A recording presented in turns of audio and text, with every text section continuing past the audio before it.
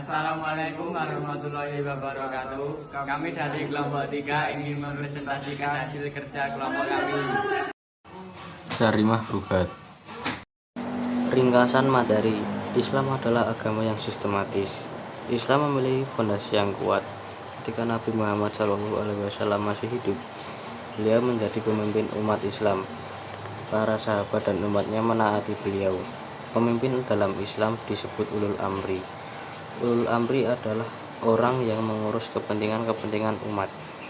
Umat Islam tidak seharusnya menolak suatu pemerintahan yang sah. Adapun perilaku pemberontak terhadap pemerintahan atau ulul amri disebut perilaku bugat. Pada bab ini akan dijelaskan tentang ketentuan bugat, unsur dan hikmahnya. Perhatikan dengan seksama. A. Pengertian jarimah bugat. Bugat berasal dari kata baga, yabgi, bagian, yang artinya mencari, dapat berarti maksiat, melampaui batas, berpaling dari kebenaran, zalim dan menuntut sesuatu. Secara istilah, bugat artinya orang-orang yang menentang kepemimpinan Islam yang sah. Adapun jarimah artinya segala hal yang bertentangan dengan syariat Islam yang masuk dalam ranah tindak pidana. B. Dasar hukum bugat. Bugat merupakan perilaku yang dilarang oleh Islam. Allah Subhanahu wa Ta'ala tidak membenarkan perilaku bugat. Oleh karena itu, pelaku bugat harus mendapatkan tindakan khusus agar kembali ke jalan yang benar. Al-Quran telah menjelaskan dasar hukum bugat, yaitu sesuai dengan firman Allah Subhanahu wa Ta'ala surah Al-Hujurat ayat 9. C. Unsur dalam jarimah bugat. Para ulama fikih sepakat menyatakan bahwa yang menjadi unsur pokok dalam tindakan pidana bugat adalah pemberontakan terhadap pemimpin negara yang sah. Sikap itu ditunjukkan secara demonstratif dan merupakan suatu perbuatan pidana jarimah. Berikut penjelasan mengenai unsur-unsur dalam jarimah bugat. Dilakukan secara demonstratif. Pemberontakan yang dilakukan secara demonstratif adalah tindakan yang didukung oleh suatu kekuatan, sekalipun bukan kekuatan bersenjata. Memberontak terhadap pemimpin negara yang sah dan berdaulat. Pemberontakan merupakan upaya untuk menghentikan pemimpinnya negara dan jabatannya. Para pemberontak tidak mau menaati hukum yang berlaku dan tidak mau memenuhi kewajibannya sebagai warga negara. Termasuk perbuatan pidana. Pemberontakan yang dilakukan melalui perbuatan pidana adalah usaha untuk menggulingkan pemerintah yang sah dan berdaulat dengan cara mengacau ketertiban. D. Tahap-tahap menyikapi pelaku bugat. Dalam menyikapi pelaku bugat, Islam telah mengatur dengan tata cara yang paling sempurna. Menyikapi para pelaku pemberontakan bugat dapat dilakukan sesuai syariat Islam.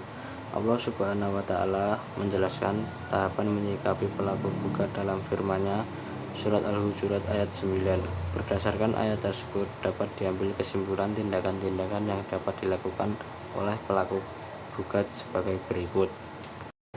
1. Mengirim utusan kepada mereka untuk mengetahui alasan melakukan bugat.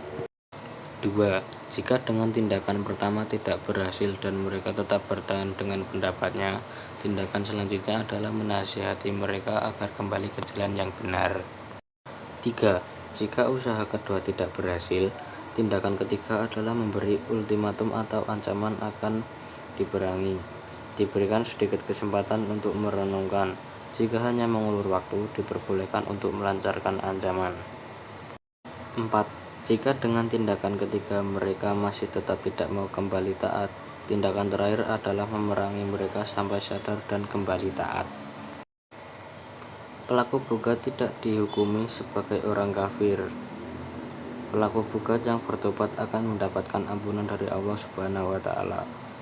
Pelaku bugat yang tertawan tidak boleh diperlakukan dengan buruk apalagi sampai dibunuh.